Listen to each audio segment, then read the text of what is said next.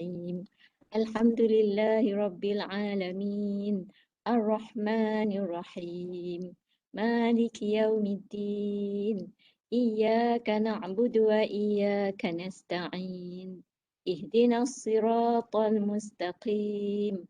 Siratal ladzina an'amta 'alaihim ghairil maghdubi 'alaihim waladdallin. Amin, amin, amin ya rabbal alamin.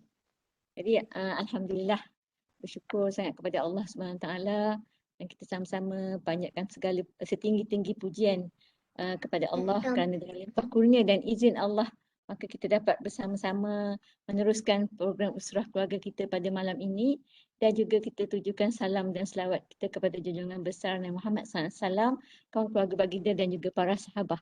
Jadi insyaAllah Mak nak mulakan dulu majlis seperti biasa. Kita baca doa sama-sama insyaAllah daripada buku yang ada depan Mak ni. InsyaAllah ya, Mak baca dan kita aminkan sama-sama. A'udzubillahi minasyaitanirrajim. Bismillahirrahmanirrahim. Alhamdulillahirabbil alamin. Alhamdulillahi hamdan hamidin. Alhamdulillahi hamdaz zakirin. Alhamdulillahi hamdaz syakirin. Alhamdulillah Alhamdulillahi hamdan du'afa'i wal masakin. Alhamdulillahi hamdan yuwafi ni'amahu wa yukafi'u mazidah. Ya Rabbana lakal hamdu kama yanbaghi li jala wajhika wa azimi sultanik. Allahumma salli wa sallim ala Sayyidina Muhammadin fil awwalin. Wa salli wa sallim ala Sayyidina Muhammadin fil akhirin. Wa salli wa sallim ala Sayyidina Muhammadin hatta tarisal ard wa man alaiha wa anta khairul warithin. Allahumma inna laka alaina wa ala walidina wa muallimina wa asatidatina wa masyaikhina wa jiranina wa ikhwanina wa akhwatina wa ashabina wa ahbabina wa qarabatina wa dhurriyyatina min jami'il mu'minina wal mu'minat wal muslimina wal muslimat al ahya'i minhum wal amwat birahmatika ya arhamar rahimin. Allahumma ma kana laka faghfirhu lana wa ma kana li khalqika fatahammalhu anna wardihim anna min khazaini rahmatika wasamihna wa aghnina bihalalika an haramika wa bita'atika an maksiatika wa bifadlika amman siwak ya wasi'al maghfirah. Ya Allah ya Tuhanku, sesungguhnya untukmu ke atas kami, ibu bapa kami, guru-guru kami, jiran-jiran kami, saudara mara kami, baik lelaki maupun wanita, sahabat kami, isteri kami, kaum kekasih kami, isteri dan suami kami, kaum kerabat kami, anak cucu cicit kami daripada seluruh kaum muslimin dan muslimat, mukminin dan mukminat sama ada yang hidup yang telah meninggal dan yang telah meninggal dunia, ya arhamar rahimin.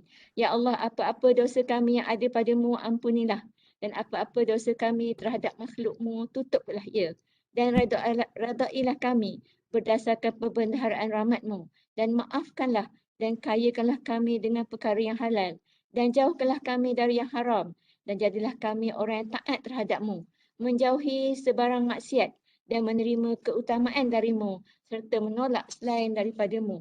Allahumma inni zalamtu nafsi zulman kathira la yaghfiru dhunuba illa anta faghfir li maghfiratan min indik warhamni innaka antal ghafurur rahim. Ya Allah, sesungguhnya kami telah menzalimi diri kami sendiri dan kezaliman yang terlalu banyak.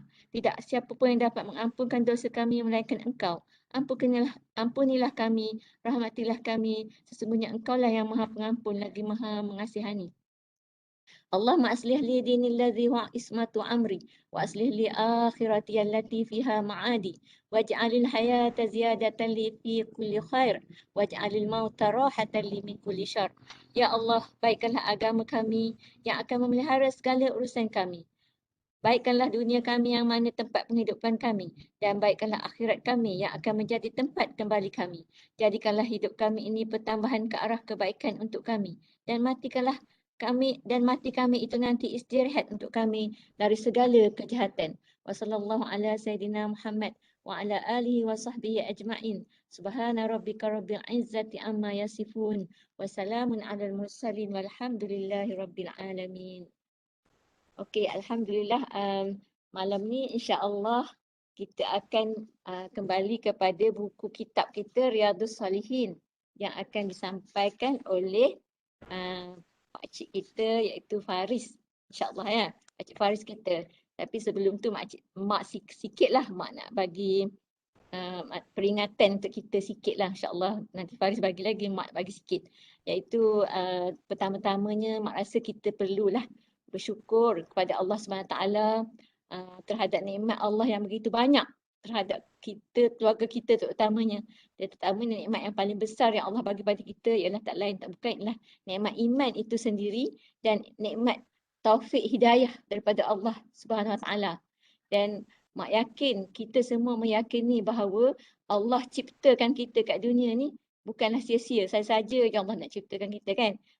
Tapi tidak, Allah telah berfirman dalam surah Az-Zariyat kan ayat 59 kata selama Auzubillahi minasyaitonirrajim wa ma khalaqtul jinna wal insa illa liya'budun. Sesungguhnya Allah kata aku telah menciptakan jin dan manusia itu hanyalah untuk beribadah kepadaku. Jadi maknanya kita nampak kat sini bahawa adalah satu amanah dan tanggungjawab bagi kita yang telah ditaklifkan oleh Allah kepada kita untuk menjalankan ketaatan dan pengabdian kepada Allah Subhanahu Wa Taala. Okey. Jadi untuk nak melaksanakan amanah Allah ini, kita perlukan kesungguhan ataupun mujahadah kan nak melaksanakan tanggungjawab, sebab kita tahu tanggungjawab ni adalah berat. Dan kalau kita tengok dalam Al-Quran surah Al-Ahzab, Allah ada berfirman yang mengatakan bahawa Allah telah memberitahu kepada, Allah telah apa orang kata, telah berfirman dalam surah Al-Ahzab yang bunyi, mak baca lah firman Allah Subhanahu Taala ini. Surah Al-Ahzab ayat 72, Allah telah berfirman, A'udzubillahi minasyaitonirrajim, Inna aradna al-amanata 'alas samawati wal ardi wal jibal fa abaina an yahmilnaha wa ashfaqna minha wa hamalaha al-insan innahu kana zaluman jahula. Sesungguhnya kami telah menawarkan amanah kepada langit, kepada bumi dan kepada gunung-gunung. Kami tu Allah lah. Tetapi semuanya enggan untuk memikul amanah itu dan mereka khawatir tidak akan melaksanakannya kerana amanah itu berat. Lalu dipikullah amanah itu oleh manusia. Sesungguhnya manusia itu sangat zalim dan bodoh. Maksud zalim dan bodoh kat sini sebab tanggungjawab yang berat tu tadi yang Allah bagi kepada, mula-mula bagi kepada gunung, pada langit, pada bumi, tak nak terima. Lalu bila tanya kepada manusia, manusia terima. Tapi orang yang zalim dan bodoh, mereka tak mampu nak melaksanakan tanggungjawab. Yang mampu melaksanakan tanggungjawab yang diamanahkan oleh Allah ini kepada manusia hanyalah manusia yang mendapat taufik dan hidayah dari Allah. Yang diberi pertolongan oleh Allah SWT. Dan sebab itulah maksudnya kita nak pikul amanah ini satu perkara yang berat, yang perlukan perjuangan dan pengorbanan yang tinggi. Perlukan kesabaran, perlukan kejujuran, perlukan pertolongan Allah, perlukan tawakal kepada Allah. Sebab kalau kita lalai dalam melaksanakan tanggungjawab ini, maka kita akan menzalimi sama ada diri kita sendiri atau orang yang makhluk yang lain lah yang di bawah tanggungjawab kita. Yang mana nanti pakcik akan beri penerangan insya-Allah. Jadi sebab itu perjuangan kita melawan nafsu kita ini untuk melaksanakan tanggungjawab kepada Allah sebenarnya bukan manfaat kepada orang lain. Sebenarnya manfaat itu adalah kepada diri kita sendiri. Kita buat kebaikan tu, kita berbudi, kita buat baik pada orang sekeliling kita, buat baik pada diri kita, sebenarnya untuk diri kita sendiri. Sebab apa? Sebab Allah Maha Kaya. Allah tak perlu pun pertolongan dari kita, Allah tak perlu pun jasa kita. Jadi kita buat baik tu adalah untuk kebaikan diri kita sendiri. Jadi kita lah yang sebenarnya yang perlukan segala pahala, segala kebaikan yang kita buat tu sebagai bekalan untuk kita untuk mati nanti. Dan hari-hari selepas kematian. Sebab kita kena selalu ingat bahawa perjalanan kita ni jauh lagi. Perjalanan kita untuk belum sampai kepada penghujungnya. Kan? Kita belum lagi melalui detik sakratul maut. Kita belum lagi lalui alam barzah. Kita belum lagi lalui padang mahsyar. Kita belum lagi lalui sirat. Jadi banyak lagi selepas kematian nanti, banyak lagi yang kita perlu tempuhi. Tapi apa yang bekalan yang kita nak kumpul tu adalah semasa kita hidup ni. Dalam hidup kita yang singkat, usia yang kita ada ni, maka itulah waktu untuk kita mengumpul bekalan untuk perjalanan yang masih jauh lagi tu. Dan sebab kita pun maklum kan, orang yang telah meninggal dunia, yang telah berada di alam barzakh sekarang ni, mana yang telah ditakdirkan Allah ada ambil nyawanya, maka mereka telah melalui apa-apa balasan dari Allah. Ada yang melalui azab kubur, na'udzubillah min zalik. Maksud sekarang kita duduk kat dunia, kita hanya berjuang untuk mengumpul bekalan. Orang yang kat alam barzakh dia tak boleh buat apa dah. Dia hanya terima aja apa-apa yang dia buat masa dia kat dunia. Jadi kat dunia lah kita kena berbuat baik kepada diri kita, tidak menzalimi diri kita, insya-Allah. Jadi kita patut bersyukurlah kerana Allah masih beri kita masa, kehidupan, yang sisa-sisa usia yang kita ada ni, supaya kita terus insya-Allah berjuang, bermujahadah, melaksanakan segala amanah dan taklifan yang Allah beri pada kita, supaya insya-Allah kita tidak menzalimi diri kita dan tidak menzalimi orang-orang yang di bawah tanggungjawab kita. Jadi dengan sedikit mukadimah tu, Mak serahkanlah kepada Faris, insya-Allah akan menerangkan kepada kita tentang tajuk 26 dalam bab Riyadhus Salihin ni, bab 26 yang bercakap atau membincangkan tentang uh, menzalimi sama ada kepada orang ataupun kepada diri sendiri. Wallahu a'lam. Silakan Faris, insya-Allah.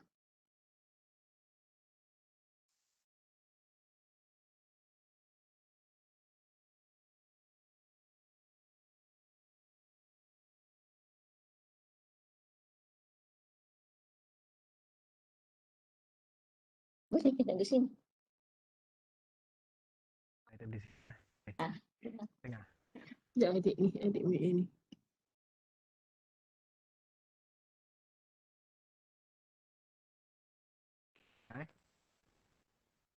Buat lagi.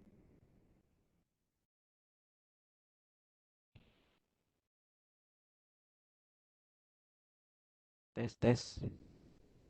Uma dengar suara Pak Cik?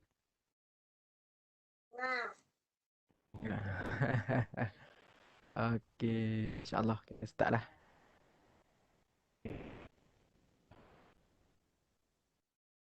Alhamdulillah, terima kasih kepada Mak.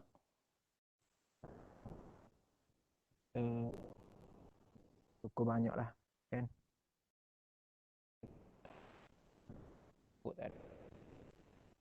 Semua orang ada lah, kan? Ya ni sihat lagi di kampung, kan? Jauh bertanya khabar lagi kena kat dapur, kan? Pakcik tak jelas lah. Tak jelas. Tak apa. Tak jelas, kan?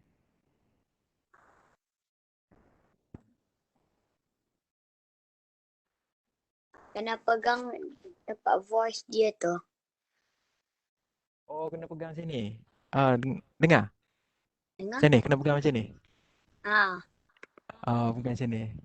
Pegang macam ni. Boleh. Boleh. Okey. InsyaAllah kita start.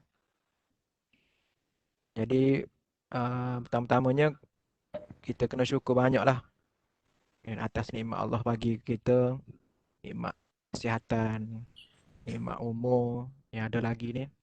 Cuma kata tak adilah yang dah sampai umur, dah tak ada masa dah. Kita, Allah bagi lagi umur, kesempatan untuk kita kumpul sebanyak mungkin lah amal untuk kita bawa balik kampung halaman kita, kan, akhirat insyaAllah. Jadi insyaAllah Faris start lah untuk tajuk bab 26, haram berlaku zalim dan perintah mengembalikan hak orang. Jadi sebelum tu kita tengok maksud zalim dulu. Zalim ni tidak meletakkan sesuatu pada tempatnya, kan? Jadi dia boleh dipecahkan pada dua lagi. Pertama, kita tak berikan ataupun kita tak pulangkan hak orang lain. Yang kedua, kita ambil benda yang bukan hak kita. Kita tak berikan hak orang lain ni, contohnya mudah faham, kita bos ke, contoh kan, kita gaji orang, Orang tu kerja dengan kita tak bagi gaji dia contohnya, ataupun kita bagi sikit. Sepatutnya janji tak akad kontrak bagi 1,000, kita kurang potong kat mana-mana ke contohnya. Yang tu tak berikan hak orang lain. Ambil bukan hak kita pun sebenarnya zalim juga sebenarnya. Kita ambil benda yang bukan hak kita. Kita contohnya ambil apalah barang-barang apa saja barang yang bukan kita punya. Jadi kita kena minta izin dulu. Okey. Okey. Kita pergi ke ayat pertama. A'udzubillahi minasyaitonirrajim. Bismillahirrahmanirrahim. Ma lizzalimina min hamimin wala syafi'in yuta'. Surah Ghafir ayat 18 ni Allah berfirman, dan orang-orang yang zalim tidak akan mendapat seorang sahabat pun yang boleh membelanya, dan tidak akan mendapat pemberi syafaat yang diterima pertolongannya. Jadi tak kira daripada ayat ni kita tengok, tak kira lah siapa pun, siapa-siapa yang berbuat zalim, contohnya orang yang buat keputusan, yang diberi amanah untuk mengadili ke contohnya hakim, pemerintah sekalipun, ataupun siapa-siapa saja, bila dia berbuat kezaliman, jadi maka tiada baginya orang yang sayang padanya. Orang yang membela mereka pun tak ada. Dan tiada juga orang pemberi syafaat, pemberi pertolongan. Jadi mungkin atas dunia ni kita tengok, mungkin orang yang zalim ni ada yang sayang mereka. Mungkin pengikut-pengikut mereka ada. Orang ada yang kuasa besar yang mungkin dia orang dia kenal ke contohnya, kan dia akan protect lah mereka walaupun mereka ni berbuat kezaliman. Kan? Mereka tahu mereka salah, tapi atas dunia ni mereka boleh lagi terlepas contohnya. Kan? Oleh kerana kuasa yang mereka ada ni, mereka salah guna kuasa tu pecah amanah contohnya. Inilah janji Allah, mungkin atas dunia boleh terlepas, tapi di akhirat pasti Allah janji tak ada dah seorang sahabat pun yang boleh membela dia ataupun pemberi syafaat yang diterima pertolongannya. Kita tengok hari ni memang mudah lah, dan kita tengok siapa-siapa saja yang kita tengok ada kuasa je, kan, bila sampai giliran dia untuk diadili, maka dia akan kata, okey, kalau awak kenal tak siapa saya contohnya, kan. Kalau orang ni saya kenal, orang ni, kau datuk ni, kau datuk ni, kau datuk tu, kau pengarah ni, kau pengarah tu, saya kenal. Jadi mungkin atas dunia boleh dia escape lah, tapi tidak sama sekali lah di akhirat. Pengadilan Allah tu Allah Maha Adil, kan. Tak ada siapa pun yang boleh terlepas lah atas apa yang kezaliman yang dia buat atas dunia. Sama juga dengan ayat kedua ni, kata wa maliz zalimin min nasir. Orang-orang yang zalim dengan perbuatan syirik itu sesiapa pun yang dapat memberikan pertolongan di dunia dan di akhirat. Tiada sesiapa pun dapat memberikan pertolongan di dunia dan di akhirat. Jadi Allah akan mengalihkan orang zalim ni, Allah akan halang apa-apa pun pertolongan kepada dia. Ada hadis juga, ada 2 dosa yang disegerakan balasan atas dunia lagi, itu zalim dan derhaka kepada ibu bapa. Ada riwayat lain kata zina dan derhaka kepada dua ibu bapa. Ada juga hadis lain. Maksudnya zalim ni antara dosa yang berat lah, sampai dia Allah segerakan balasan dia atas dunia lagi. Malah ada satu hadis lagi dalam bab mujahadah, kita pernah baca sebelum ni. Dalam bab mujahadah Allah kata, Allah berfirman, aku telah mengharamkan kezaliman terhadap diriku, jadi janganlah kalian berbuat zalim antara kalian. Jadi Allah beri amaran secara keras dan spesifik untuk kita jauhi kezaliman ni. Kita bila sebut kat bab kezaliman ni, kita akan berkait rapat dengan kita ambil hak orang lain. Dosa dengan Allah kita boleh minta maaf lagi kan. Apabila kita dosa, kita tindas orang lain, kita ambil hak orang lain, boleh minta maaf lah. Malah doa orang yang dizalimi pun makbul kan, tiada hijab. Hanya Allah, Islam menekankan pentingan kita untuk jauhi kezaliman. Okey.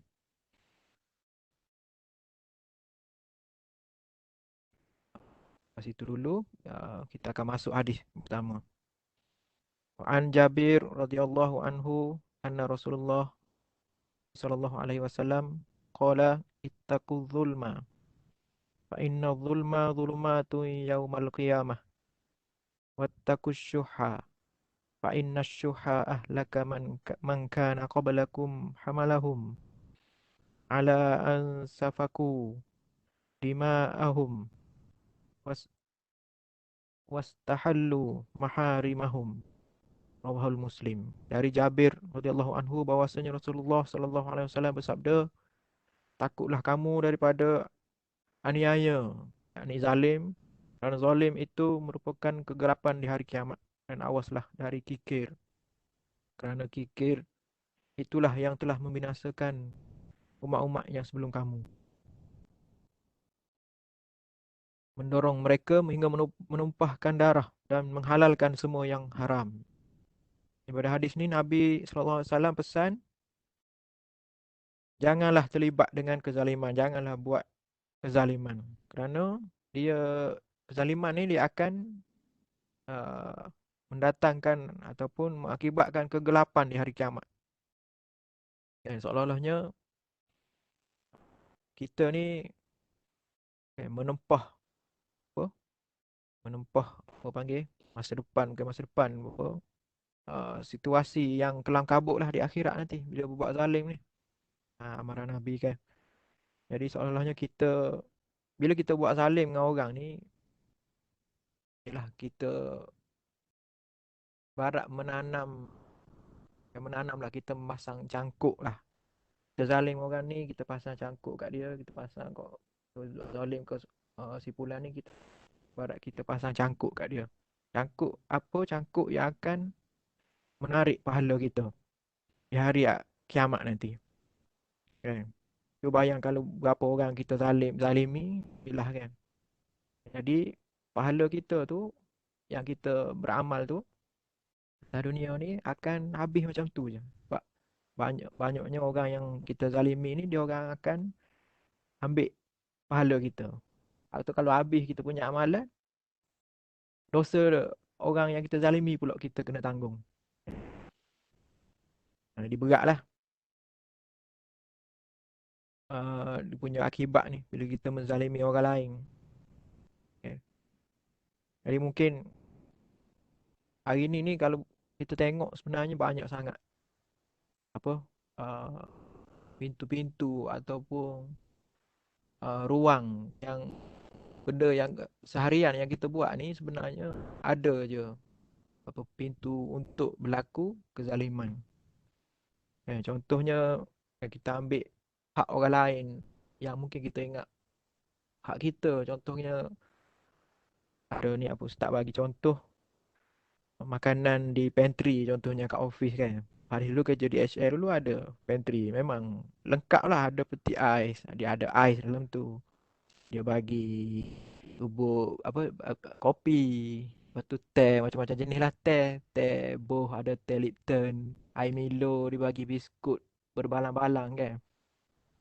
Jadi kita guna tu kita bolehlah guna sebab kita staff situ kan. Tapi untuk bawa balik ke rumah, boleh jimat gitu kan, buat kat office dua botol tu air Milo bawa balik, untung dah kan, tak payah bawa balik, tak payah masak lah kat rumah kan. Kalau fikir gitulah, tapi sebenarnya kalau kita tak check betul-betul apakah office tu benarkah kita buat gitu, ataupun kalau office tu benarkah kita guna di office saja, kita dah ambil hak orang lain sebenarnya.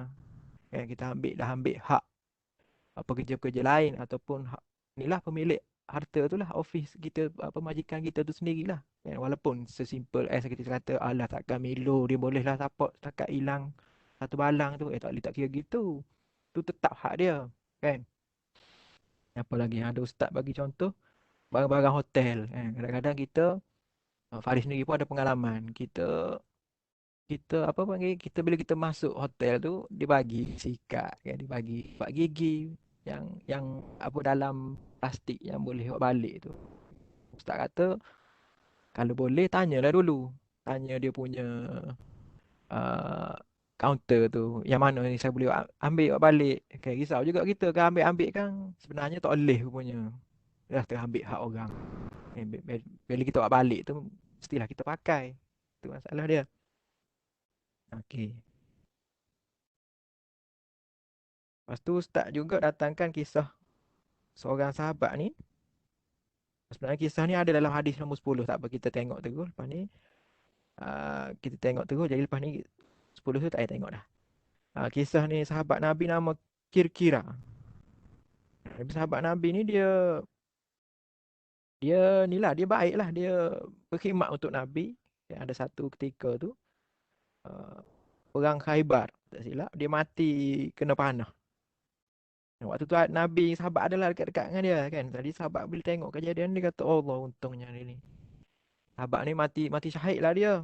Kan sahabat kata sebab sahabat tengok dia kena panah tu. Lepas tu Nabi SAW kata, tidak kan, tidak, dia apa, kira ni dia di neraka. Jadi sebab apa? Jadi Nabi kata sebenarnya kira ni dia ada ambil satu kain sapu tangan daripada barang rampasan perang yang belum dibahagi lagi. Jadi mungkin kita ingat kan, apa, ambil hak orang yang besar-besar je pun mungkin, apa, ambil hak orang besar-besar yang kita ingat zalimi, sebenarnya kecil-kecil benda pun kalau benda tu hak orang, dia telah menzalimi hak mujahidin lain lah kiranya kan. Mungkin kalau dia ambil tu pun tak, orang lain tak ni pun kan, kalau kita fikir logik lah kan. Kalau setakat sapu tangan satu, orang lain kalau ni dia minta pun mesti dia bagi punya. Mungkin kita akan fikir macam tu kan. Tapi itu pun dikira ambil hak orang, dah kira zalim lah. Kira menzalimi hak mujahidin lain. Jadi tu antara contoh lah, kalau mungkin kalau ada apa yang nak tambah contoh-contoh ke mungkin boleh jugalah kan. Mungkin contoh yang lebih dekat ke kalau terlintas tu kan, boleh share terus kan. Kalau ada lah. Ada. Kalau tak ada kita lepas tu ni ada lagi dia punya ni. Nabi kata awaslah dari kikir, kerana kikir itulah yang telah membinasakan umat-umat yang sebelum kamu. Jadi untuk elak kita daripada kikir ni, kita kena jadi bertentangan lah, opposite dengan kikir, iaitu pemurah, jadi dermawan. Kita pernah ulas dalam tajuk sebelum ni kan, kita bila sedekah ni kita kena dermawan, kita kena bagi benda yang kita sayang. Yang bagi benda yang kita tak pakai dah kan, benda sisa, benda tak habis. Boleh juga tapi dia tak selari dengan anjuran Nabi sallallahu alaihi wasallam. Nabi sallallahu alaihi wasallam kata bagi benda yang kita sayang bila buat sedekah ni. Itu yang terbaik. Jadi insya-Allah kalau kita amalkan pupuk sikap dermawan tu, jadi kita insya-Allah boleh elaklah daripada jadi kikir. Jadi bila Nabi kata kalau berlaku kezaliman saja berlaku, dia pasti akan berlaku bunuh-membunuh. Kalau kita tengok senang je. Contoh dia, bila kita salah guna ataupun kita berlaku zalim dan bakhil dengan benda yang sepatutnya kita berlaku sepatutnya kita pemurah dengannya. Contohnya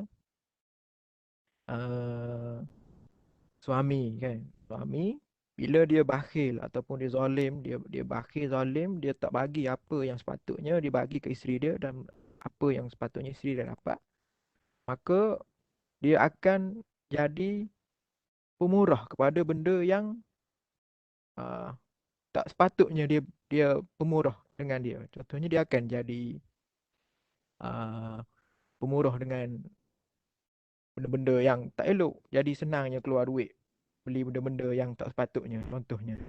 Contoh lain, bila pemimpin salah guna kuasa, zalim dengan rakyat dia. Rakyat nak minta kemudahan untuk buat jalan contohnya, untuk buat baiki jambatan contohnya. Buat-buat kemudahan yang memang menjadi tanggungjawab pemimpin tu. Tapi pemimpin tu zalim, dia bakhil, dia kikir atas benda yang patutnya dia tak boleh kikir ke arah tu. Jadi secara automatiknya dia akan menjadi pemurah kepada benda yang tak sepatutnya dia buat. Seperti ni kita ni lah kan, mungkin duit projek tu buat belanja kroni dulu. Yang sepatutnya benda tu tak payah buat pun tak apa. Tak payah buat pun, tak payah buat pun tak apa kan, tak perlu buat pun. Sepatutnya peruntukan tu semua untuk rakyat. Jadi dia dah pecah amanah kat situ. Dia dah zalim kan, dia dah berlaku kikir pada benda yang tak sepatutnya dia berlaku kikir. Tu rakyat anda, rakyat di bawah tanggungjawab dia, amanah dia. Okey. Dan nak tambah, kalau tak ada kita terus ke hadis yang kedua. Ada Okey, hadis yang kedua, wa an Abi Hurairah radhiyallahu anhu anna Rasulullah sallallahu alaihi wasallam qala la tu'addunna la tu'addunnal huquq ila ahliha yaumal qiyamah hatta yuqad lisyatil jalha minasyatil qarna, rawahul Muslim. Dari Abu Hurairah radhiyallahu anhu bahwasanya Rasulullah sallallahu alaihi wasallam bersabda, sungguh pasti semua hak akan dikembalikan pada yang berhak pada hari kiamat, hingga kambing yang tidak bertanduk diberi hak kesempatan membalas pada kambing yang bertanduk. Riwayat Muslim. Yang dahulu di dunia pernah ditanduk dan belum dapat membalasnya, maka pembalasan menurut keadilan telah dituntut dari binatang yang tidak berakal, dan bagi yang berakal tentu lebih pasti dan berat. Jadi pada hadis 2 ni kita tengok uh, sabda Rasulullah sallallahu alaihi wasallam kata semua benda akan diadili, akan dipulangkan hak dia pada hari kiamat. Jadi amatlah penting, sangat penting untuk kita tunaikan hak orang lain. Tunaikan hak orang lain. Mungkin kalau kita ingat kita terbuat zalim pada siapa-siapa ke, ataupun terambil hak orang lain secara tak sengaja ataupun sengaja, kan? Kita kena pulangkan. Kita kena tunaikan, lunaskan hak. Sebab di hari kiamat nanti, sekecil-kecil benda pun, setiap benda, hak orang yang kita ambil, orang yang kita zalimi, kita akan, benda tu semua tu akan dipertanggungjawabkan dan diadili dengan seadil-adilnya. Mahkamah Allah SWT. Nabi bagi contoh binatang. Nabi bagi contoh binatang ni. Binatang yang dizalimi pun akan diberi pengadilan. Mungkin kalau ada manusia yang Alhamdulillah, yang contoh mudah, dia sepak kucing contohnya. Tak ada kerja, dia sepak kucing. Maka kucing ni tak berakal pun, tapi dia ada perasaan. Dia makhluk Allah juga. Tapi dia pun akan diadili. Binatang tu akan bersaksi di hadapan Allah, ya Allah, orang ni sepak aku dulu, aku tak kacau dia pun, contoh.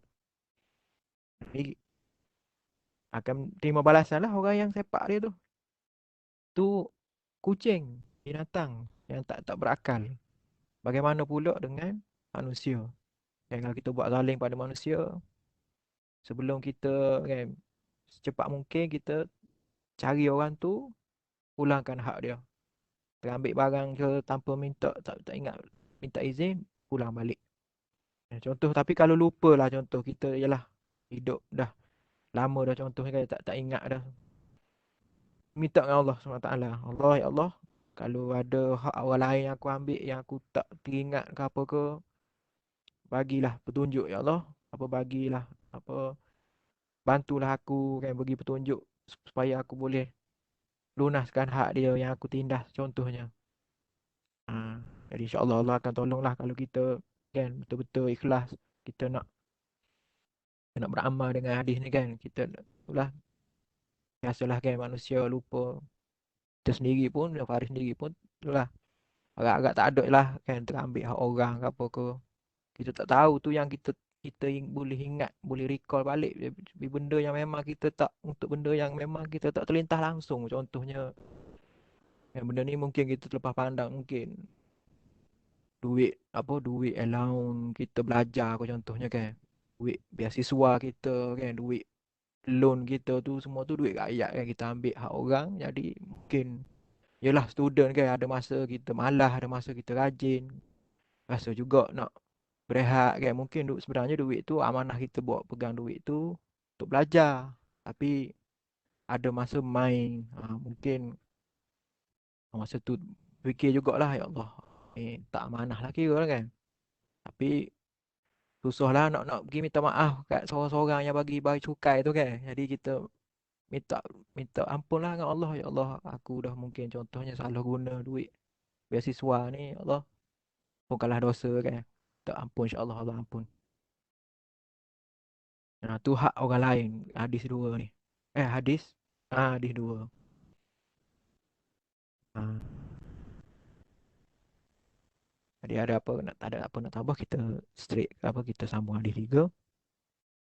Ah, Wa ani ibni Umar radhiyallahu anhuma qala kunna natahaddatsu an hajjatil wada' wan nabiy sallallahu alaihi wasallam baina adhhurina wala nadri ma hajjatul wada' hatta hamidallah Rasulullah sallallahu alaihi wasallam wa athna alaihi thumma dzakara al-masih ad-dajjal fa atnaba fi dzikrihi wa qala ma ba'athallahu min nabiyyin illa anzarahu nuhun wan nabiyyun min ba'dihi wa innahu in yakhruj fikum fama khafi alaikum min sya'nihi falaysa yakhfi alaikum inna rabbakum laysa bi'a'war wa innahu a'waru ainil yumna kana a'yunuhu inabatun tafiyah ala innallaha harrama alaikum dima'akum wa amwalakum kahurmati yaumikum hadha fi syahrikum hadha ala hal ballaghtu qalu na'am qala Allahumma ashhad thalathan wailakum au waihakum unzuru la tarji'u ba'di kuffaran yadribu ba'dukum riqab ba'd rawahul Bukhari wa rawahul Muslim. Dari Ibnu Umar radhiyallahu anhuma, katanya ketika kami bercerita tentang Hajatul Wada', padahal Nabi sallallahu alaihi wasallam ada di antara kami, dan pada mulanya kami belum tahu apa yang dinamakan Hajatul Wada'. Tiba-tiba Nabi sallallahu alaihi wasallam mengucapkan puji syukur Allah dan menceritakan tentang Al-Masih Dajjal. Kemudian memperluas keterangannya lalu berkata, tiada seorang Nabi melainkan telah memperingatkan umatnya. Nabi Nuh telah memperingatkan kepada umat. Begitu pula Nabi-Nabi yang di belakangnya, bahawa Dajjal itu pasti akan keluar. Maka kalau masih ada sifat yang masih tersembunyi padamu, kini tidak tersembunyi lagi, iaitu Tuhan tidak buta mata. Sedang Dajjal buta mata sebelah kanan, bagaikan buah anggur yang keluar. Ingatlah bahawa Allah telah mengharamkan darah dan hartamu bagaikan kehormatan. Haramnya hari ini dalam bulan ini. Ingatlah saya telah menyampaikan. Jawab sahabat, ya. Kemudian Nabi berdoa, ya Allah, saksikan olehmu, ya Allah, saksikanlah, ya Allah, saksikanlah, awaslah, perhatikan benar-benar. Jangan sampai kamu kembali kafir sepeninggalanku. Sehingga bunuh-membunuh setengah dengan setengahnya. Hadis riwayat Bukhari dan Muslim.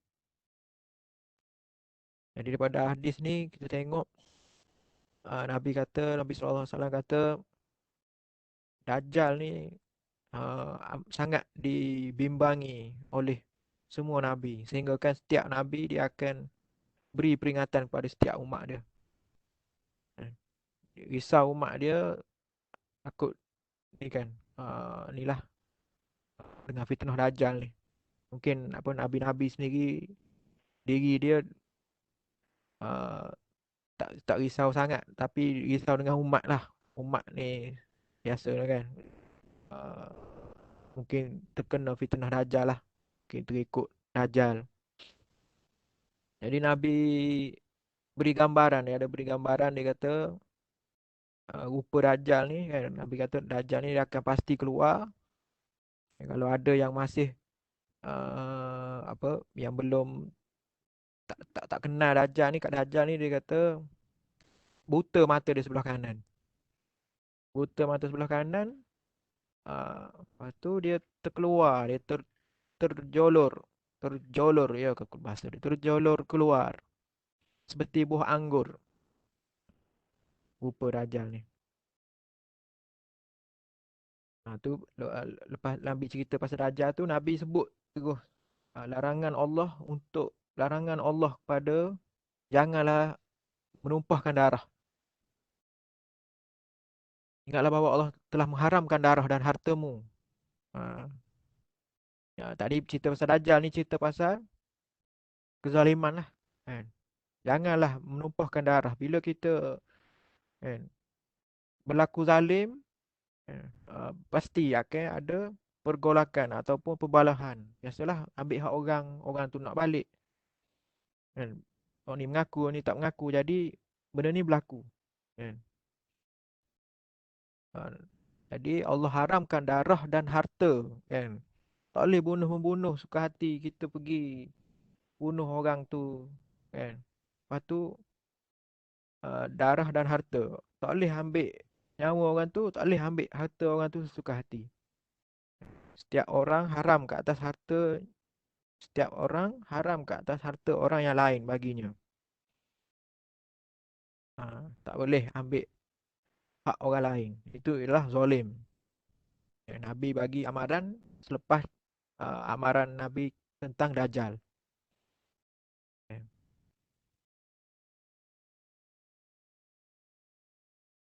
Lepas tu Nabi minta kesaksian sahabat 3 kali. Nabi tanya. Bukan. Nabi minta kesaksian sahabat. Kan, apakah saya sudah sampaikan? Hal balagtu. Nabi tanya. Sahabat kata, iyalah. Jadi uh, Nabi kata 3 kali, ya Allah, saksikanlah olehmu, saksikanlah, ya Allah, saksikanlah. Bahawa Nabi ni telah sampaikan. Jadi Nabi pesan lagi, jangan kembali kafir sepeninggalanku.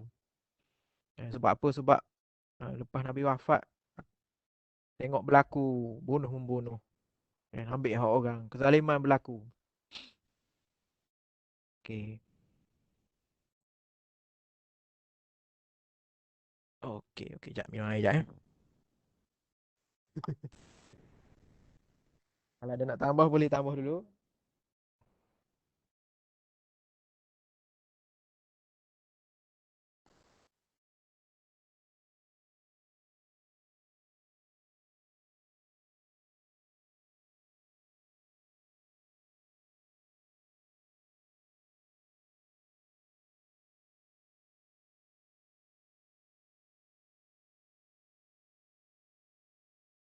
Tak ada, insyaAllah kita sambung.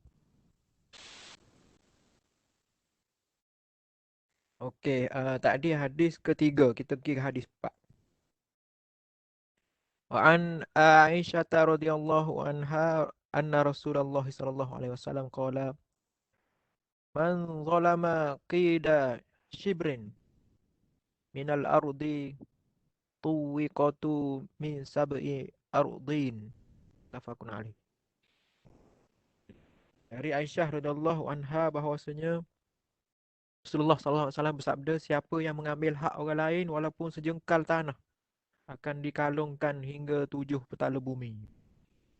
Riwayat Bukhari Muslim. Tanah orang lain yang diambil itu akan digali hingga 7 petala bumi, kemudian dikalungkan di lehernya. Nah, ni hadis ni dia macam apa, direct lah kan. Dia panggil apa, maksud dia tu kalau kita tengok Nabi umpamakan kalau kita ambil hak orang lain walau sejengkal tanah, maka di hari kiamat nanti orang tu akan dikalungkan, macam ditimpa lah, macam kita dia kena bawa, dia kena ditimpa dengan dikalungkan dengan uh, untuk apa, 7 petala bumi. Ambil tanah sejengkal je contohnya. Benda ni pernah tengok lah kan, kita tengok kadang-kadang orang buat rumah kan, kadang dia tambah, dia nak extend, dia nak kembang, dia nak besarkan sikit rumah dia contohnya kan. Mungkin ambil tanah jiran sikit je kadang-kadang kan, mungkin nak buat besarkan pagar. Benda ni pun kan, kalau tak minta izin kan, nak kalau minta izin apa, jiran yang dizalimi pun dah beritahu tapi buat tak tahu lagi lah kan. Nabi kata dikalungkan hingga 7 petala bumi. 7 petala bumi akan dikalungkan di lehernya kan. Dia untuk menunggu hisap tu, kena pikul ke mahsyar, diambil secara haram. Ni baru sejengkal. Cuba bayang kalau ambil banyak lagi. Contohnya ambil tanpa izin, ambil secara haram hak orang. Cuba bayanglah berapa lagi lah dia punya apa, beban tu, yang kita kena tanggung tu. Azab yang kita kena tanggung tu. Yang kata 7 petala bumi, apa, seguni tanah tu pun kita nak angkat jauh-jauh tak boleh kan. Berah 5 kilo tu pun kalau jalan lama-lama lengah. Cuba bayang kalau 7 petala bumi ambil hak orang. Sama lah, tak kira lah Nabi bagi contoh tanah kan. Uh, kita buat rumah ke ataupun kita tak kira lah, maksudnya kita ambil hak orang lah kan. Kita tahu tu hak dia tapi kita tak bagi. Pentingnya Nabi highlight sangat pasal ambil hak orang ni kan.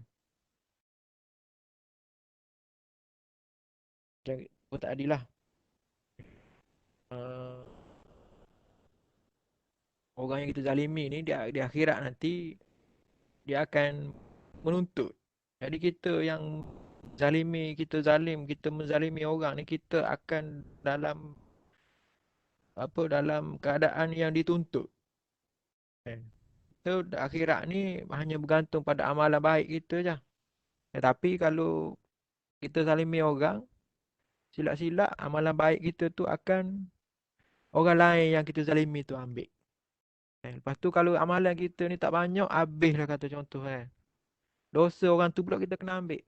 Ha, apa, berat lah kan dosa zalimi orang ni. Mungkin daripada segi apa tu kita dah faham lah kan, mungkin beratnya dosa tu. Mungkin kita perlu tengok cara terperinci lagi bentuk-bentuk kezaliman tu mungkin lah, kalau ada idea kan. Kita tahu zalim orang tak boleh, tapi mungkin ada benda kita terlepas pandang. Oh, rupanya ni pun zalimi orang. Jadi kalau ada idea boleh bagilah kan. Siapa-siapa boleh je masuk tu kan. Sambil kalau ada terfikir mungkin boleh share kan. Mungkin kita tak terfikir selama ni, contohnya ambil orang sesimpel-simpel benda pun sebenarnya benda ni Macam Cik Fahri bagi contoh tadi lah tu, apa pantry makanan di office tu ke contohnya kan. Apa lagi ya contoh-contoh tu ada juga kan. Yelah benda ni kita tak perasan kan biasanya kan. Kita ni insyaAllah zalimi orang terang-terang ni, insyaAllah kita Allah bagi ayah lah kan, kita tak buat, cuma tak nampak ni lah risaunya. Kadang-kadang yang kita ingat boleh kan, sebenarnya tak boleh. Ini banyaknya hadis ni, apa ancaman pada Allah ni banyak kepada azab lah kan, azab bila kita zalimi orang.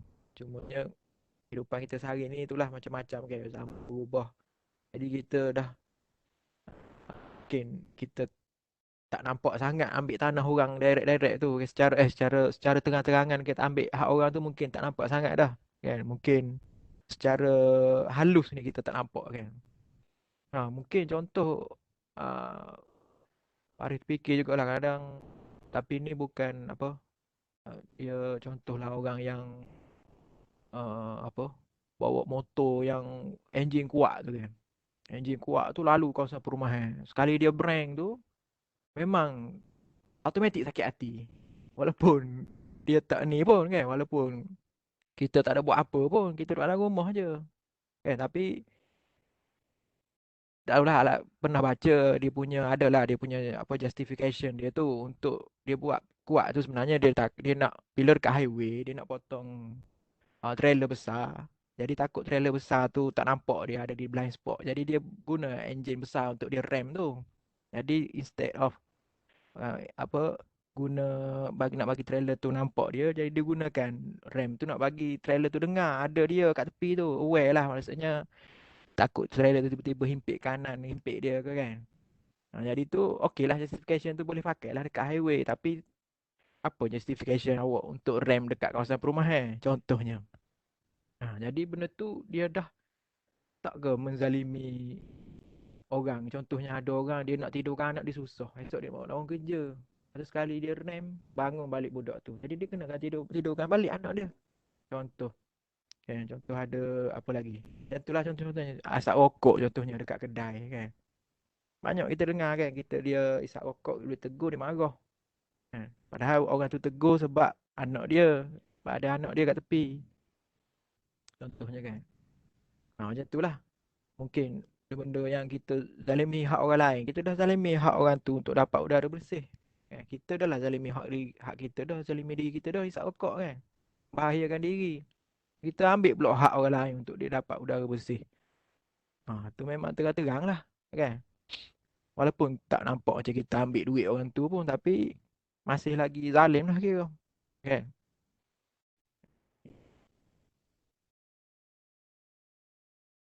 Itu Rizka keempat. Hadis kelima, an Abi Musa radhiyallahu anhu qala Rasulullah sallallahu alaihi wasallam, innallaha la yumli lidh-dhalimi fa idza akhadhahu lam yuflathu. Thumma qara'a wa kadzalika akhdhu rabbika idza akhadhal qura wa hiya zalimah in akhdahu alim syadid. Surah Hud 1-2. Dari Abu Musa radhiyallahu anhu, katanya Rasulullah SAW bersabda, sesungguhnya Allah cukup memberi kesempatan kepada orang yang zalim, maka bila datang masa siksanya, dia akan dilepaskan. Kemudian Nabi membacakan ayat surah Hud tadi.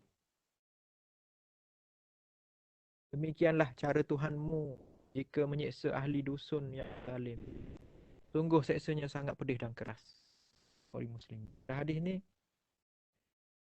Allah dia sengaja dia tangguhkan seksa ataupun hukuman kepada orang yang zalim ni. Jadi benda ni sangatlah kita senang tengok. Senang tengok. Kita tengok orang yang jahat pun panjang umur, orang jahat tengok zalim sehat je. Tapi hakikatnya sebenarnya kalau betul dia zalim lah, kita tak kata orang yang tak kata dia ni semestinya zalim, tapi daripada pengamatan kita tu, kita mari datang terfikir kan, orang duit orang je. Kita tak tahu sebenarnya Allah saja menangguhkan seksa ataupun hukuman tu pada satu masa yang terbaik, kan. Allah alam lah, Allah tahulah masa the best untuk ni. Jadi yang menakutkannya, orang yang zalim tu tak tahu, kan, istidraj lah, kan. Dia akan leka dengan dosa dia tu. Dia mungkin akan lagi rasa nikmat lah Allah bagi ke dia tu, kan. Dia akan rasa, kalau benda aku buat ni salah, takkanlah berjaya macam ni, contohnya. Jadi kalau kita faham betul-betul benda ni, mungkin kita yang tengok ni akan rasa takut satu, kan. Kita mari kesian juga sebenarnya. Tak apalah yang nanti ni kalau dalam keadaan macam ni. Jadi kita pun mungkin kena apa, pada situ mungkin lahirlah sikit perasaan kita sayang kita bersemangat sikit nak pergi tegur. Kalau kita, orang tu member kita, kan, janganlah buat gini, tak boleh gini ni, kan. Tak nampak lagi, walaupun nampak okey je semua ni, sebenarnya Allah mungkin kalau ada kemampuan kita kena tegur lah, kan. Tak sepatutnya Allah tangguh rupanya. Bukan Allah tak seksa, Allah biar, sebenarnya Allah tangguh dulu.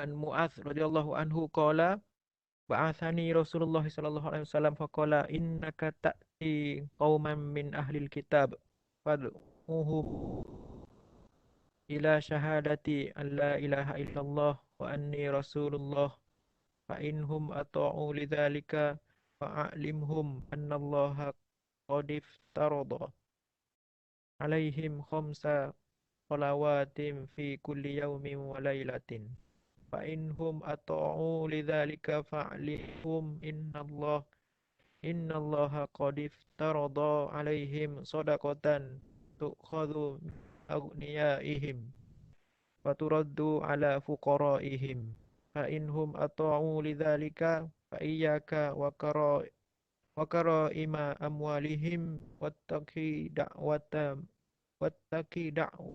mazlum fa innahu laisa bainaha wa bainallahi hijabun. Dari Mu'adz radhiyallahu anhu, katanya Rasulullah SAW mengutus saya sebagai gubernur ke negeri Yaman.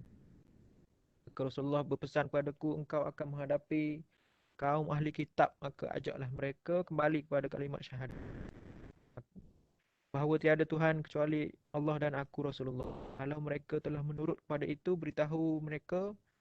beritahukan kepada mereka bahawa Allah telah mewajibkan atas mereka solat 5 kali sehari semalam dalam 5 waktu. Kalau mereka telah taat, maka beritahukan bahawa Allah mewajibkan mereka mengeluarkan zakat, sedekah, diambil dari orang-orang kaya, diberikan kepada fakir miskin. Kalau mereka telah mentaati itu, maka berhati-hatilah kamu dari kekayaan mereka, terutama yang benar-benar mereka sembunyi, dan takutlah dari doa itu dengan. Demikianlah rentetan ajaran Islam. Mula-mulanya diajaknya beriman pada Allah yang Esa dan percayai ke Rasulullah. Apabila sudah meresap ajaran yang di atas tadi, barulah ditambah dengan melakukan solat, kemudian zakat. Dan zakat harus diambil dari orang yang kaya, bagi kepada fakir miskin dalam negeri itu. Hadis ni Nabi pesan pada Nabi pesan inilah dakwah ni lah, kata dakwah, proses dakwah tu, kan, urutan tu daripada dia syahadat, lepas tu dia akan lah, kalau dah taat, dah boleh yang tu, dah faham yang tu, ikak dah yang tu, boleh ni lah, boleh ajar solat pula. Lepas tu lepas solat, zakat ambil daripada orang kaya, bagi kepada orang miskin. Tu lepas yang tu fa iyyaka wa karaima amwalih, hati-hatilah kamu dari kekayaan mereka, terutama yang benar-benar mereka sayangi. Tu Nabi kata wattaqi da'watal mazlum, hati-hatilah, takutilah doa-doa orang yang zalim. Kan? Sebab fa innahu laisa bainaha, ada antaranya dengan Allah hijab, doa orang yang zalim. Jadi Nabi terang-terangkan model dakwah ni pun turutan Nabi tadi Nabi highlight lepas, kalau tadi Nabi highlight keseriusan, keberatan masalah zalim ni lepas masalah Dajjal. Ni Nabi cerita pula, Nabi highlight jangan berlaku zalim ni lepas Nabi explain berkenaan dengan rukun Islam. Itulah salahnya nak tahu penekanan masalah dosa zalim ni, Nabi suruh titik beratkanlah, Nabi menitik beratkan masalah dosa zalim ni pihak orang ni.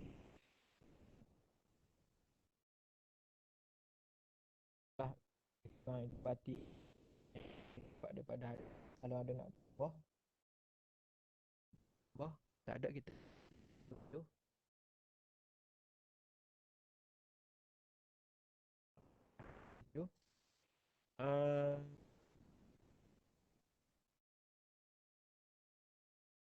Wa an Abi Humaidin Abdurrahman bin Sa'din Sa'idi radhiyallahu anhu qala ista'malan nabiyyu sallallahu alaihi wasallam rajula minal azdi yuqalu lahu ibnul lutbiyah ala sadaqah. Falamma qadima qala hadza lakum wa hadza uhdiya ilayya. Faqama Rasulullah sallallahu alaihi wasallam 'alal mimbar fa hamidallah wa athna alaihi thumma qala amma ba'du fa inni asta'milu ar-rajula minkum 'alal 'amali mimma wallani Allah wa ya'ti fa yaqulu hadza lakum wa hadza hadiyatun uhdiyat ilayya. Afala jalasa fi baiti abi au ummihi hatta ta'tiyahu in kana sadiqan wallahi la ya'khudhu ahadun minkum syai'an bighairi haqqihi illa laqiyallahu ta'ala yahmiluhu yawmal qiyamah wala a'rifanna ahadan minkum laqiyallaha yahmilu ba'iran lahu rugha'un aw baqaratan laha khuwar aw syatan tay'aru thumma rafa'a yadayhi hatta taru'iya bayadun ibtayhi wa qala Allahumma hal ballaghtu. Dari Abu Humaid iaitu Abdurrahman bin Sa'ad As-Sa'idi radhiyallahu anhu katanya Rasulullah melantik seorang untuk mengumpul zakat. Nama dia Ibnu Al-Lutbiyah dari suku Al-Azdu. Dan ketika orang tu telah kembali kepada Rasulullah, ia berkata, yang ini buat kamu dan ini hadiah ni saya dapat daripada orang-orang. Maka Rasulullah SAW segera naik ke atas mimbar dan setelah memuji syukur kepada Allah SWT, ia berkata, amma ba'du. Adapun saya mengangkat seorang untuk suatu tugas yang diberikan Allah kepadaku. Kemudian ketika ia datang lalu berkata, ini bahagianmu dan ini saya sendiri telah mendapat hadiah dari orang-orang. Mengapakah ia tidak duduk sahaja di rumah ibu atau ayahnya sehingga datang hadiah itu kepadanya jika memang benar-benar demikian. Demi Allah, tiada seorang yang mengambil sesuatu yang bukan haknya, pasti akan dipikunya dia. Maka saya ketahui seorang yang memikul unta atau lembu atau kambing yang mengembek. Kemudian Rasulullah angkat kedua tangannya sehingga terlihat putih ketiaknya sambil bersabda, Allahumma hal ballaghtu. Ya Allah, saya telah menyampaikan. Riwayat Bukhari. Seorang pegawai dalam dinasnya jangan sampai menerima hadiah yang menyerupai suap dan segala sesuatu yang diambil padahal bukan haknya, maka pasti akan menjadi tanggungannya, baik berupa apa pun. Jadi ini contoh antara peristiwa yang Nabi dia berlaku ni Nabi lantik seorang untuk kutip zakat. Jadi orang ni dia pusing kutip zakat, zakat dia dapat dan orang bagi hadiah lagi. Orang bagi hadiah. Jadi bila orang ni baik je ni, Ibnu Al-Lutbiyah ni orang orang amanah lah. Dia sampai ke Nabi, duit hadiah tu duit zakat dia bagi yang ini, ni duit zakat. Duit hadiah orang bagi ke dia tu, ni orang bagi hadiah ke saya. Jadi Nabi inilah, Nabi tanyalah kalau contoh kalau duduk rumah lah. Kalau duduk rumah mak ayah agak-agak dapat ada hadiah tu. Hadiah yang orang bagi. Pasti tak dapat kan. Jadi contoh gini lah. Contoh yang ni, contoh kalau kita memang bekerja untuk satu tugas kan. Company bagi satu tugas. Company bagi satu tugas untuk beli apa-apa contohnya. Dengan duit kereta, duit minyak company kita pergi buat hubungan dengan buat deal dengan mana-mana company contohnya kan. Jadi secara yang dipersetujuinya kita akan dapat, contohnya kita kena beli barang daripada tu company bagi kita 100,000. Jadi contohnya kalau company yang kita beli buat urusan dengan dia tu bagi diskaun 30,000, jadi 97 dia bagi diskaun 3,000. Jadi harga company tu bagi 97,000 contohnya. Jadi 3,000 tu sebenarnya bukan duit kita. 3,000 tu duit company juga. Kan? Lainlah kalau memang dipersetujui dalam bos kata siap-siap, okey duit ni duit minyak pakai kereta company, pergi buat deal dengan ni beli barang dia 100,000. Kalau dapat diskaun awak ambil. Contohnya kalau macam tu tak apa. Sebab Nabi kata ni kalau lah awak duduk rumah mak awak, duduk rumah ayah awak, hadiah tu dapat tak agak-agak? Tak dapat lah maksudnya. Jadi kalau contoh kalau dengan sebab bukan kerana sebab kita yang kerja company tu bos hantar kita tak dapat lah diskaun tu kan. Memang company lah yang sebab dapat company sebab company kita bekerja tu lah dapat diskaun. Gitulah contohnya. Kalau yang Faris faham lah, insya-Allah. Kalau ada ni silap ke kena betulkan juga ni. Rasa inilah yang cakap cari yang Faris jumpa yang ni lah. Sebab dia pemilik tu harta tu still pemilik dia, owner asal dia. Ada apa yang diambil secara zalim akan dipikunya di hari kiamat. Ada apa yang diambil secara zalim melainkan akan dipikunya di hari kiamat.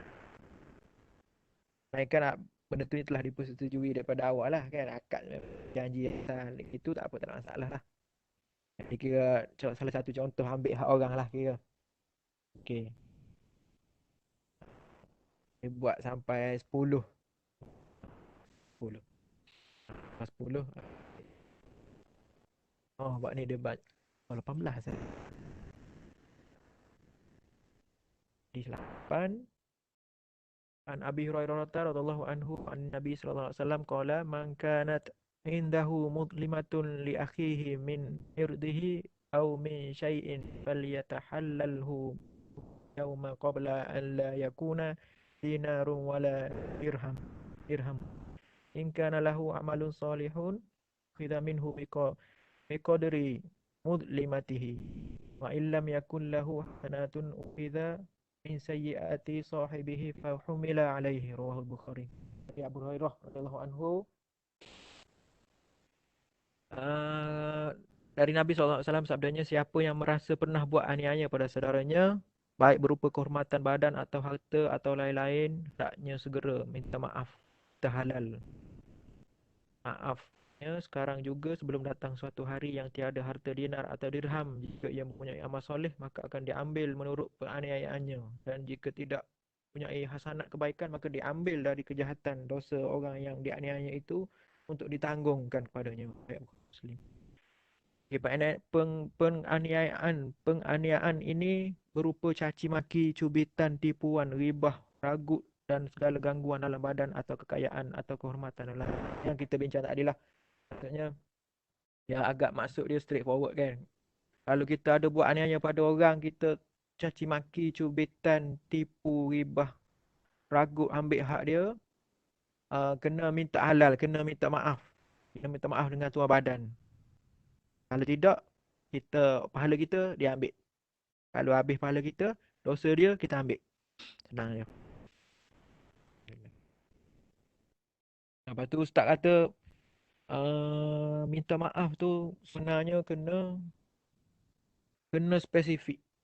Kadang-kadang ustaz kata kita ni selalunya cenderung untuk kumpul dosa setahun tu minta maaf pada hari raya. Minta maaf zahir dan batin. Tak aci lah kira kan. Sebab kalau kita ada salah spesifik, beritahu minta maaf. Hari tu kan, contoh terlanggar pasu kat rumah dia. Contoh kan. Kita pun kuih-kuih sikit kan. Masuk air semok contohnya lah. Kan, nak beritahu segan. Apa lagi? Itulah contohnya mungkin kucing kita berok dalam pagar rumah dia ke contohnya. Kan. Kena beritahu exactly terkutuk dia. Kan, termaki benda yang ni. Okay. Spesifik lah. Okay. So, di 9. Abdullah bin Amr. Macam masuk Abdullah bin Amr bin Al-Ashi. Bin Aus. Abdullah bin Amr bin Aus radhiyallahu anhuma dari Nabi sallallahu alaihi wasallam sabdanya seorang muslim iaitu sekalian orang muslimi yang dapat selamat dari gangguan lidah dan tangannya, dan seorang muhajir iaitu orang yang meninggalkan semua larangan Allah. Seorang mukmin yang baik lah kan. Seorang mukmin yang baik ialah mukmin lain tidak terganggu dengan lidah dengan tangannya. Maksudnya kita ni orang yang baik kalau lidah dan tangan kita ni tak menyakiti orang. Itulah senangnya kan. Sebab biasanya gangguan ataupun kezaliman tu biasanya akan berlaku dengan lidah dengan tangan. Kita kata orang tu, kita fitnah orang tu. Kan, benda dia tak buat lagi, kita assume kita dengar daripada orang. Kan, cukuplah kita dengar benda yang sebar cakap sesuatu. Lah kita berdusta kalau kita dengar, kalau kita sebar benda yang kita dengar kan. Nabi kata kan. Kita tak tengok pun orang tu dengar orang lain kata. Oh dia tu gini contohnya, kita pun sebar lah. Sebab nak buat point borok dengan kawan contohnya. Jadi kita telah menyakiti, kita menzalimi dia. Jadi kita kena minta maaf dengan dia. Tu aku kutukmu, aku tak tahu, aku minta maaf. Contohnya lah. Tangan lah, tu lidah dengan tangan. Tangan kita ambil hak dia contohnya. Ataupun dengan tangan kuasa kita zalimi dia kan. Sepatutnya kalau ikut contohnya kita bos kan. Sebab kita nak ada dua orang ni, kawan kita ni kurang bagus prestasi tapi kita tak minat dengan orang ini yang baik prestasi, kita tak ngam dengan dia, kita promotekan member kita yang kita ngam dengan dia. Itu zalim sebab ikut asal prestasi kerja dulu yang dinilai, bukannya ngam dengan bos ke tak. Contoh kuasa dengan tangan kita lah, ambil hak orang je. Ambil selipar kat masjid, selipar kita hilang ambil orang lain. Boleh gitu. Apa lagi? Yang seorang muhajir iaitu orang yang meninggalkan semua hari tak sure. Muhajir. Lepas tu hadis 10 juga dari ni hadis 10 yang cerita tadi tu, cerita sahabat Nabi nama Kirkirah tu yang berkhidmat pada Nabi tu, dia kena panah waktu perang Khaybar. Lepas tu sahabat bersorak sahabat bising-bising, untungnya dia ni mati syahid kan. Untungnya dia punya, Nabi kata dia ahli neraka sebab dia ada ambil barang perang, harta rampasan perang. Dia ambil benda ni je, dia ambil sapu tangan dari harta rampasan perang yang belum dibahagi. Jadi Nabi kata dia ahli neraka sebab dia ambil hak orang. Rakan-rakan muji. Jadi insya-Allah sampai hadis 10 lah. Sian ending.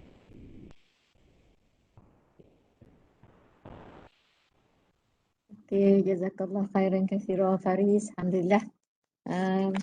Dah banyak hadis. Topik ni sebenarnya panjang. Dia ada lebih kurang 10 hadis lagi kot. Nak sampai ke bab 27. Sedap silap mak. Sampai hadis yang ke-20, 200.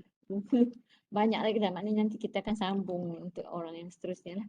Jadi yang Faris sampaikan ni insyaAllah kalau Mak buka lah pada majlis bagi siapa-siapa yang rasa nak tambah ataupun nak kongsi seperti mana kata Faris tadi, silakanlah insyaAllah. Kita masih ada masa insyaAllah. Silakan, kita ramai kat sini kan. Jadi bolehlah masing-masing sumbang sikit-sikit pengalaman ataupun ilmu yang ada di pada masing-masing untuk kita manfaatkan bersama. Mak silakan insyaAllah. Siapa nak mula dulu? Kakak jelas. Awal-awal kakak pandai. Apa-apa jelas. Jelas apa tu? Cuba terang apa yang jelas. Jelas yang Faris cakap tadi. Tu Mama sangat bijak. Orang yang tak jelas, sila jelaskan. Nanti semua orang jelas. Tak ada orang tak jelas. Rumusan lah insyaAllah daripada apa yang Faris cakap tadi. Siapa yang boleh bagi rumusan insyaAllah. Silakan.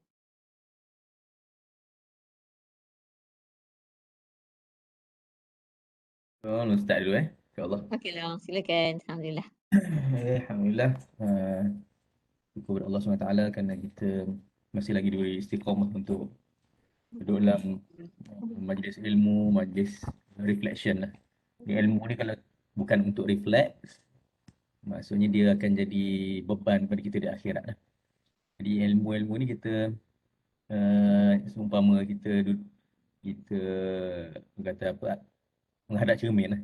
Kalau kita hadap cermin, yang akan nampak diri kita dulu lah. So bila kita contoh tajuk malam ni bila sebut haram kezaliman, dan terus kita akan reflect pada diri kita. Contoh alhamdulillah contoh-contoh yang Faris bagi tadi sangat praktikal dan sangat jelas lah. Kadang-kadang kezaliman ni satu benda yang dia bukan jelas menyakiti ataupun jelas merampas hak orang. Kalau yang jelas-jelas tu insya-Allah kita tak akan buat. Kan, pukul orang tiba-tiba kan. Lepas tu sumpah seranah orang tiba-tiba. InsyaAllah kita tak akan buat sebab kita pun maksudnya Allah Ta'ala bagi kepada kita petunjuk hidayah Alhamdulillah. Cuma kadang-kadang kita dalam kita panggil apa, kehidupan kita ni, sebab kezaliman ni dia bukan semata-mata menyakiti, tetapi dia apabila kita tidak meletakkan sesuatu pada tempat dia. Mana kat situ kita nampak dah betapa halusnya benda ni. Atau kalau kita tengok tadi hadis tadi, para sahabat pun terkeliru. Ketika mana dia mengambil hadiah, mengasingkan hadiah dia dengan kita panggil apa, dengan bahagian muslimin yang lain. Sedangkan Nabi kata kalau engkau duduk kat rumah tak ada jawatan ni, engkau takkan dapat juga benda ni. Ini dalam mana erti kata lain sebenarnya bukan hak engkau. Maksudnya itu kita kata para sahabat. Macam juga para sahabat yang nama panggil apa tu? Kir-kirah tu kan. Dia rasa dia ambil benda yang kecil, benda tu satu benda yang kita menzalimi hak siapa-siapa. Tetapi bila rupa-rupanya bila kita tengok dalam isu ni, itu perlu dibahagi dahulu. Walaupun benda kecil, tapi sebab belum dibahagikan lagi rampasan perang, maka haram untuk ambil walaupun sekecil, kata apa, sapu tangan kan, yang Faris kata sapu tangan tadi. Okay, jadi sebab itulah dia kembali kepada kita perlu ada ilmu tentang hak ni. Ilmu tentang hak. Bukan semata-mata kita nak menegakkan hak kita, tetapi kita nak tahu hak-hak orang lain kepada kita. Contoh sebagai seorang suami, dia perlu tahu apa hak-hak isteri yang dia perlu laksanakan. Walaupun isteri dia tak terseksa pun, tak dapat hak tu. Kan? Maksudnya isteri dia mungkin hidup gembira, hidup tenang.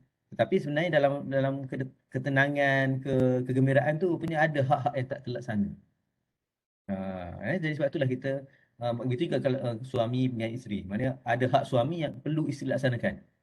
Walaupun suami itu mungkin suami yang baik, yang tak kisah, kan? Tetapi sebenarnya dalam keadaan tak kisah tu lebih bahaya. Sebab apa? Sebab mungkin ada hak suami yang terlepas pandang oleh isteri. Begitu juga kalau seorang ibu ada hak dia yang anak-anak perlu laksana.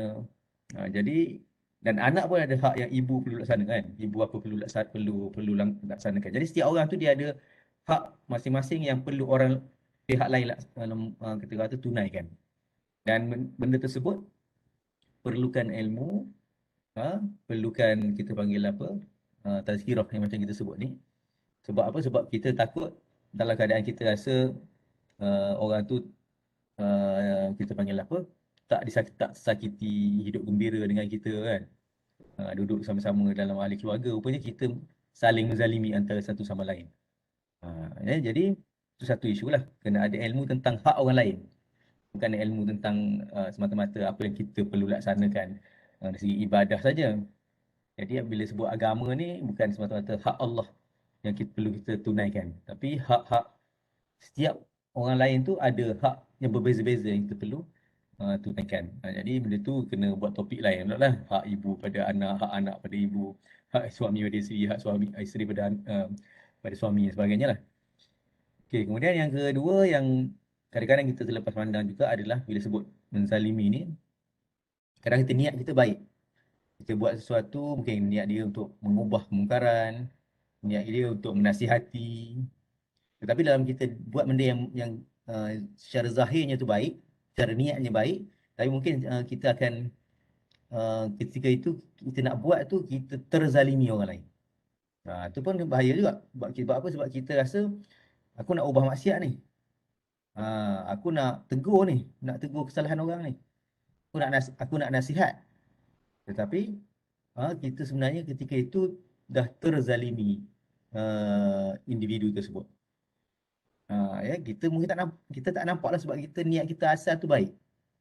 Jadi sebab itulah benda ni isu hak manusia ni sangat halus, sangat detail dan kita kata apa, kadang-kadang kita terlepas pandang.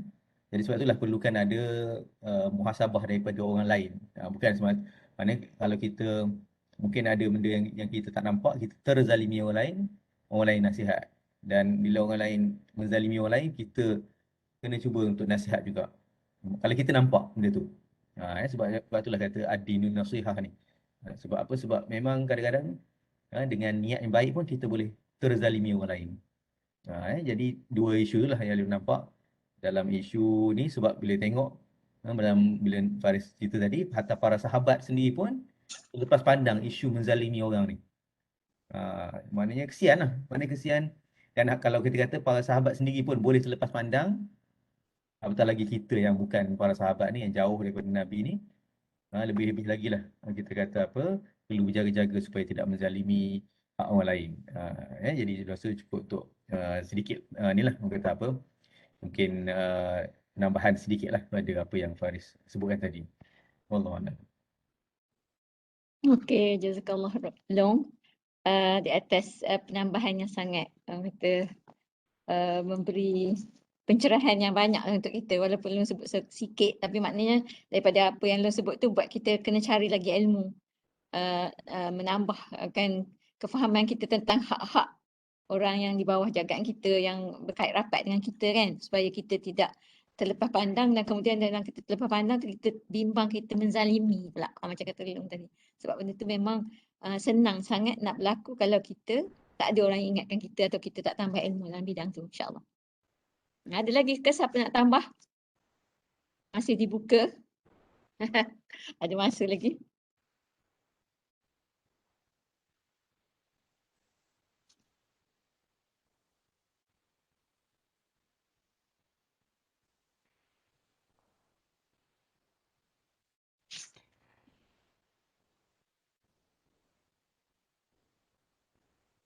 Mak sikitlah tentang Mak dengar tadi tentang apa ni, Dajjal kan, fitnah Dajjal tu.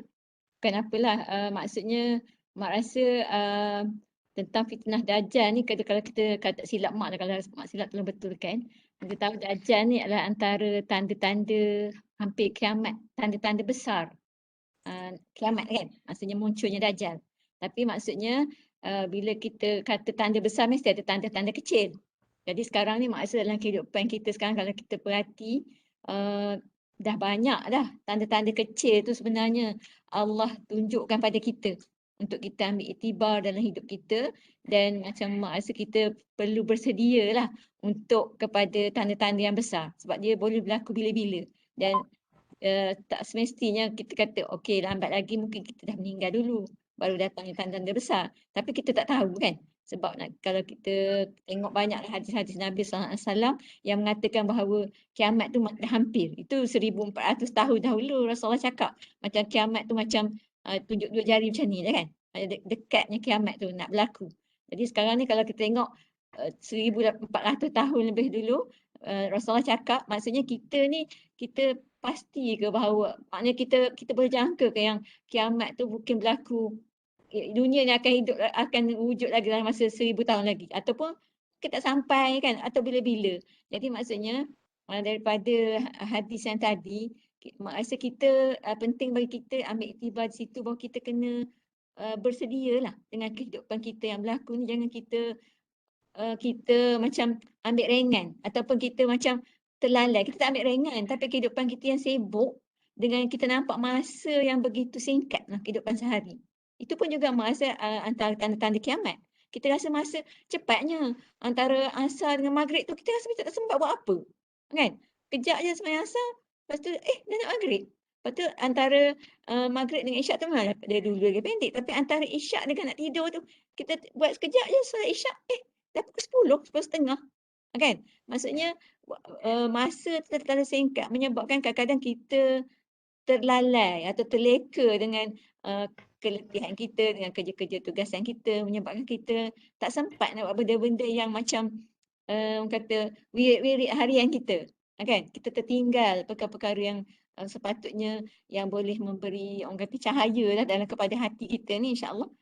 Sebab kita mungkin kata sekejap lagi lah saya nak buat, tapi dalam sekejap lagi tu dah petang, dah malam, kan? Jadi maknanya dalam kita meniti kehidupan ni, mak rasa kita kena pandai sungguh menguruskan masa. Menguruskan masa kita sebab masa tu tetap ada 24 jam. Jam tu berpusing sama je kat mak ingat zaman mak kecil-kecil pun macam tu juga jam saat tu bergerak. Tapi macam mana bila mak dah umur 63 tahun ni, mak rasa bergerak sama jam ni, tapi kenapa sekejap? Mak dapat merasai benda tu lah. Mak rasa macam, tapi ialah bila kita faham yang Nabi dah beritahu bahawa bila hari kiamat, hampir kiamat, di antara tandanya ialah waktu tu makin cepat. Kan? Jadi maksudnya banyak benda lah makna dalam kehidupan kita yang menyebabkan kita rasa kita perlu buat banyak benda kebaikan daripada kelalaian. Kita tak zalimi orang, kita tak buat benda jahat-jahat kan. Tapi macam Lun cakap tadi, maksudnya kita kena belajar lagi, tingkatkan lagi apa yang patut kita buat sekarang untuk supaya menjadi orang kata satu orang kata hasanah lah untuk hidup kita menuju akhirat, insya-Allah menuju Allah Subhanahu Taala. Wallahu alam. Itu je lah yang nak ingat.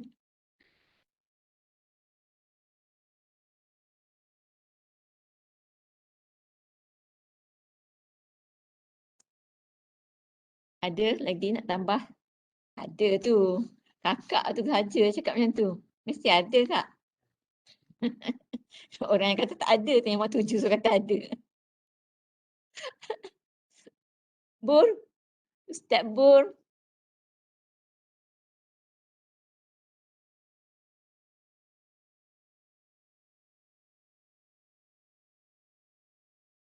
Nah, kena njak je. Apa dia? Kak Teh. Ha? Ada, Mak. Tak ada. Abur. Bur pergi toilet. Abur pergi toilet.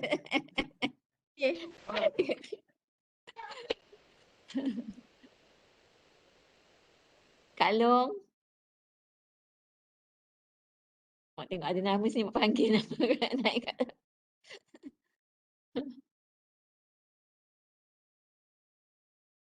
Dia mak tak ada. Apa dia? Tak ada apa nak tambah. Tak ada apa nak tambah. Okeylah, kalau macam tu, insya-Allah 2 minggu akan datang nanti kita akan masuk topik ni lagi. Mungkin masa tu kita boleh carilah apa tambah-tambahan lagi untuk manfaat kita bersama, insya-Allah. Jadi untuk malam ni mungkin cukup setakat ni dulu. Apa yang kita bincang ni harap-harapnya dapatlah kita renung bersama dan cuba apa orang kata amalkanlah dalam kehidupan kita insya-Allah. Dan untuk minggu depan kita akan masuk bab buku kitab Tarbiyatul Aulad dan giliran keluarga Long kan insya-Allah. Jadi kemudian satu lagi yang Haris punya tu nanti mak WhatsApp lah apa benda dia nak buat, nanti mak PM Long atau Kak Long insya-Allah. Dia sanggup dah cakap minggu lepas nak buat insya-Allah Haris tu. Kemudian yang lain-lain apa ya?